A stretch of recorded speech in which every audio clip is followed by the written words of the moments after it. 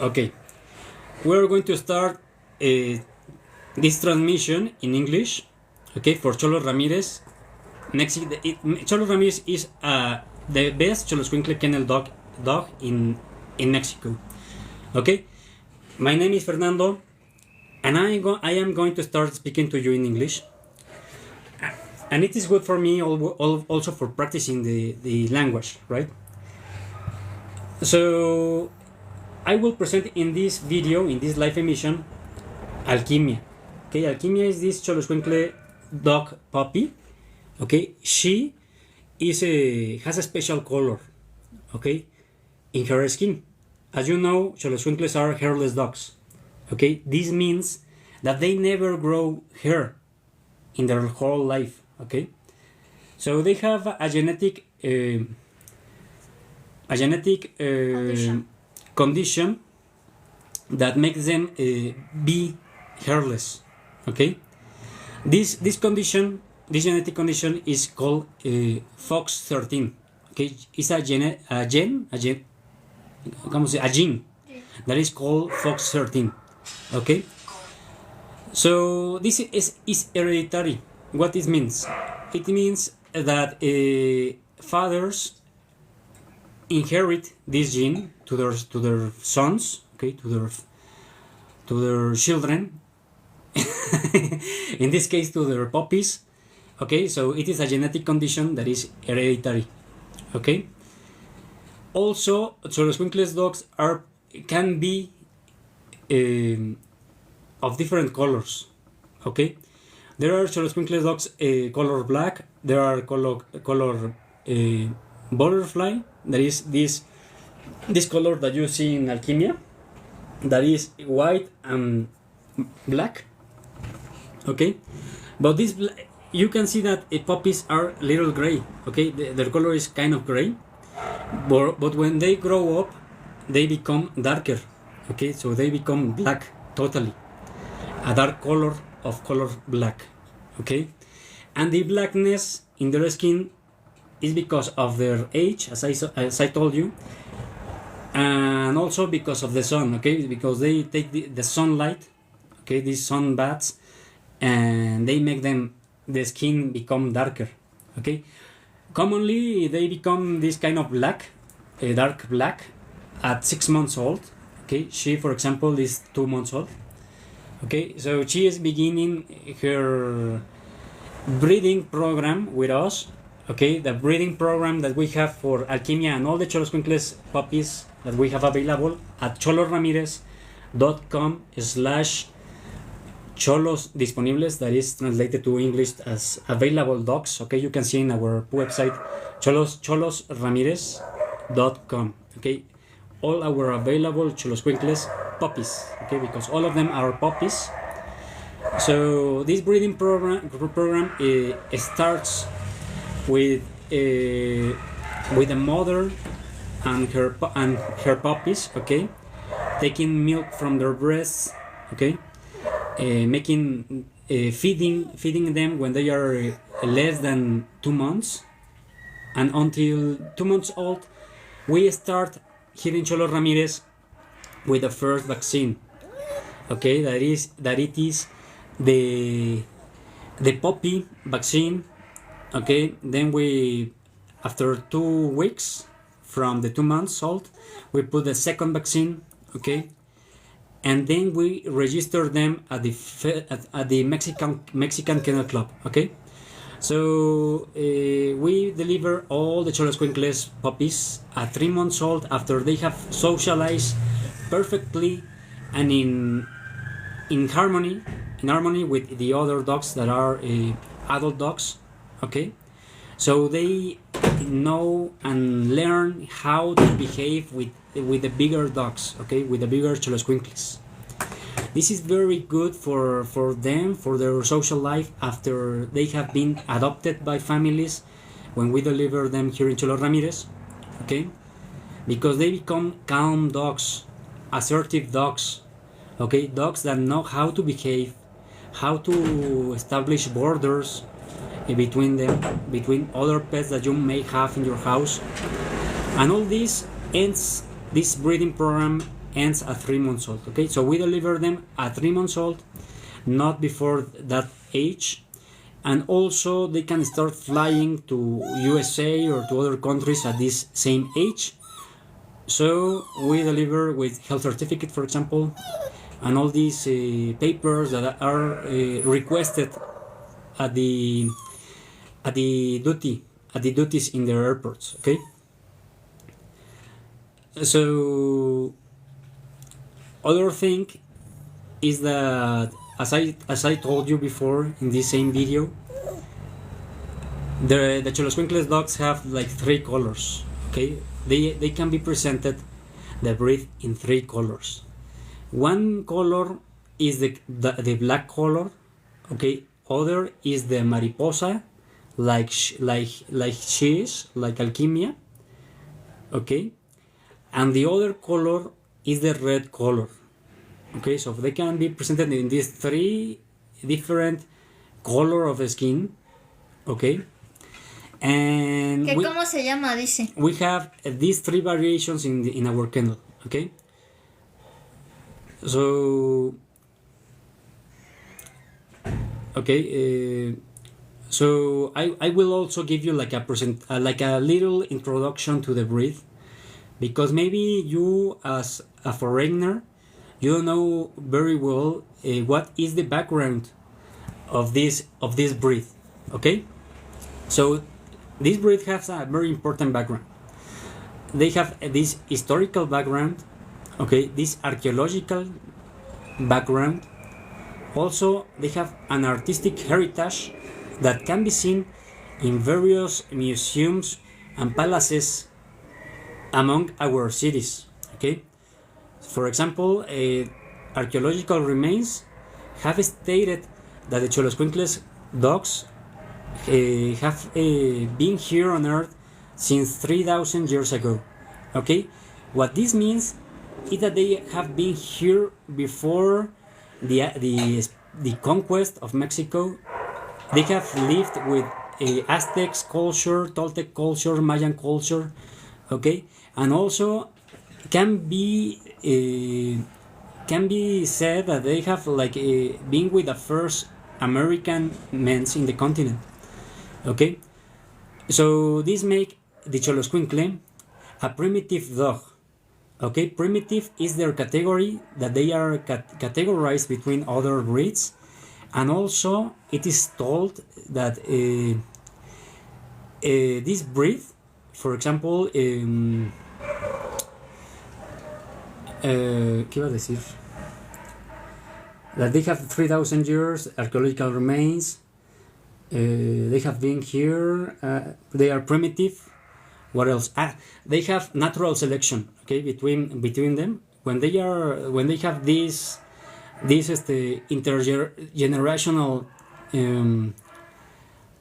lines of blood. Okay, between them, when they breed between them, any human has intervened in this crossbreeding. Okay, so they were in the opener, stating that they have 3,000 years of existence. Okay, this in their ancient history, they started this natural selection between them. Okay, selecting in their own packs of dogs with whom they will breed. Okay, The mates. So I am reading the commentaries, okay, but they are like in Spanish. So this natural selection make stronger the breed. Okay, so in other breeds, for example, boxers, I don't know, chihuahuas or whatever, the boxers, for example, there has been an artificial selection. Okay, has been created by humans. Okay, this they select the genes, and they started creating these other breeds of dogs. Okay, so the Xoloitzcuintle has been all natural from the start, and until now, from the 50s to date, there has been this artificial selection made by the breeders. Okay, of the Xoloitzcuintles. So, for example, we as breeders, we are making this artificial selection, right? We like make like referees to see if they are crossbreeding correct or not, right? So what else? As I told you, this is the archaeological side of the Xoloitzcuintle. But there is also an historic side of the Cholo. Okay, the historic side, we can see them in the book that is called the new story of New Spain. I think is the name of the book, and was written by Bernal Díaz del Castillo. Okay, in this book, Bernal Díaz del Castillo wrote about the Xoloitzcuintles.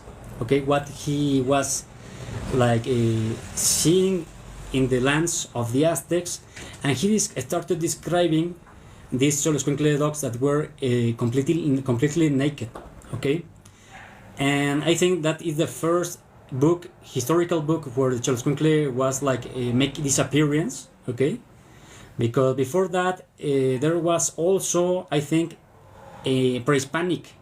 Okay, there is also a pre-Hispanic codex. ¿Cómo se códice en inglés? Codex. A pre-Hispanic codex. Okay, and in this codex it is also drawn the Xoloitzcuintle and the deity that they relate the Xoloitzcuintle to them, because there is a deity, a pre-Hispanic deity that is related to the Xoloitzcuintle in their culture, and it is called Xolotl. Xolotl is like the Aztec god of the underworld. Okay, so there the Xoloitzcuintle comes their name. Okay, Xoloitzcuintle is called Xoloitzcuintle because Xcuintle in Nahuatl, that is the language of the Aztecs, means dog. Okay, and Xolotl, that is the god of the underworld, make this addition to Xcuintle, and you have Xoloitzcuintle. Okay, so this composition of words make the name of these dogs, meaning they are the dog related to Xolotl. Okay, that would be, I think, the translation and the meaning and the definition and the origin of their name. Okay, so as you see here is a very important thing. You can see she has a tail and she has like little hairs. Okay, so Xoloitzcuintle can have hair, but it is only present in their foots, for example. Okay, it can be present there. She don't have hair there, but it can be present here, and also it can be present here in the head, also in the tail. Okay, so these are the parts of the body where the Xoloitzcuintle can have this presence of hair. Okay, this hair, commonly as the standard set in the race, can grow 5 centimeters, no more than that. Okay, so when she grow up, that hair that she has in her tail will be no longer than 5 centimeters. Okay, but in the other parts of her body that do not present the hair, she will never have the presence of this hair, as I told you. Okay, because it is genetic and hereditary. Okay, and when it is something genetic, you will never have the presence of it. Okay, so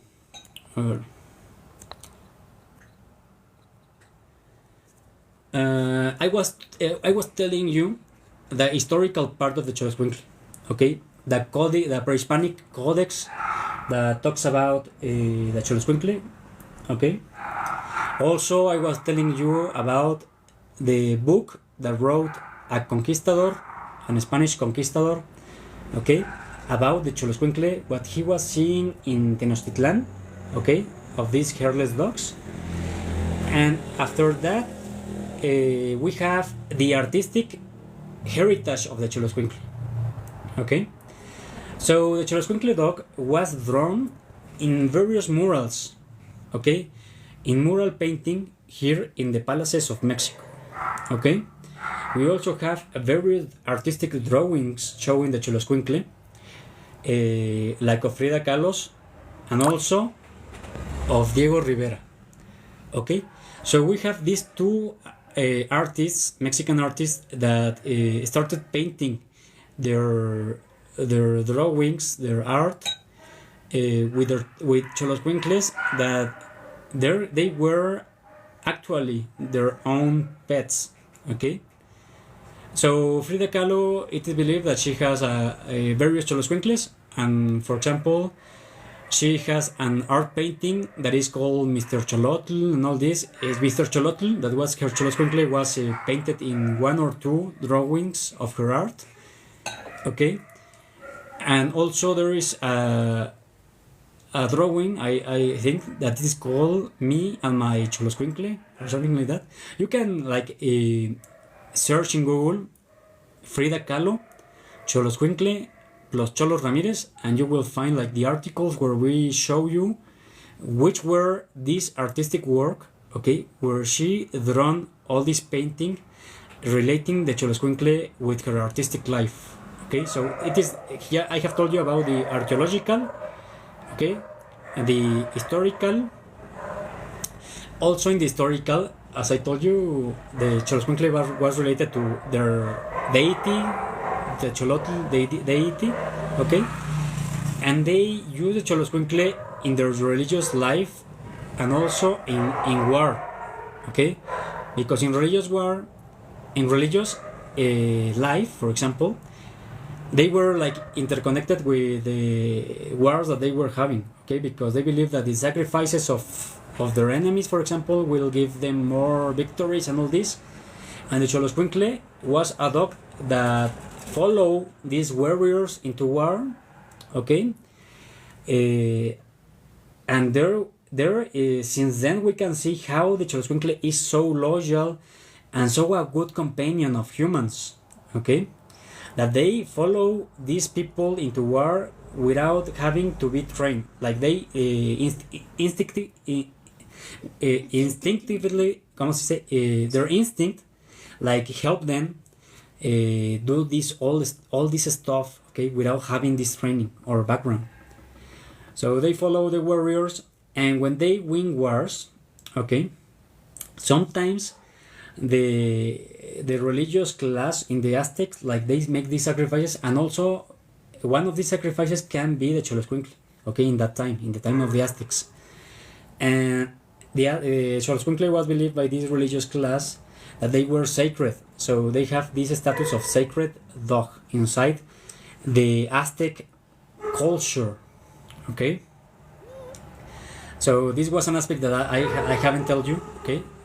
And also they were buried with these people, okay, when they died, because as I told you, they guide the people in the afterlife, in the underworld, that was believed has a long river, okay, and only the Cholo can guide them through that river that was called the Panuayan, okay. So the artistic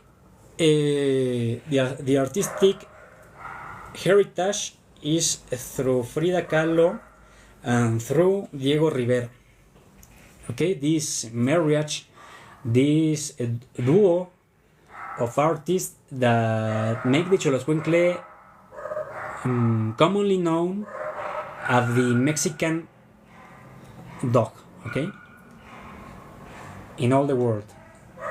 Also, there is some pop culture, for example, like Disney, right, that make these movies about Xoloitzcuintles, but this is very recent. So since the 50s, Frida Kahlo and Diego Rivera were like the ambassadors of the breed, okay. And since the 50s started this breeding program, okay, in Mexico, because before that they were in a savage state in Mexico. There were like written stuff about what was happening with the breed, and the Xoloitzcuintle breed, the remainants of this breed, because they were in danger of extinction. They were surviving in the mountains, in the hot mountains of Guerrero, Colima, Oaxaca. Okay? And since the 50s, there were these campaigns to recover the breed and to save them from extinction. Okay? And the breeding programs started since then, and all the breeders have been registering them in the Mexican Kennel Club, and also they have been accepted worldwide in competitions. Okay? Here in Xolos Ramírez we have the pride of having the Xoloitzcuintles, all of them registered in the Mexican Kennel Club with an international pedigree, most of them. Okay? And we have generated these international pedigrees with hard work and years of breeding programs. Okay? So what else? Well, the Xoloitzcuintle is not very common in the world. Okay, people that have adopted Xolos Ramírez in other countries, most of them tell me that they are kind of celebrities where they go. Okay, this means that when they are in the streets, when they are seen by people, most of them want to touch them, to take them photos. Okay, and this is because they are not common. Okay, we have made this effort to save the breed, but nonetheless, in the world, they are very few still. Okay, so the breed is very few in other parts of the world. So if you want a Xoloitzcuintle puppy, you can enter our website, okay, xolosramirez.com, and there you will find the way to contact us, okay, and we will show you there in the website all our available Xoloitzcuintles, okay. So thank you very much for joining us today. I am Fernando, and this was an emission totally in English, okay, which I will do again and again, okay. And thank you very much for watching.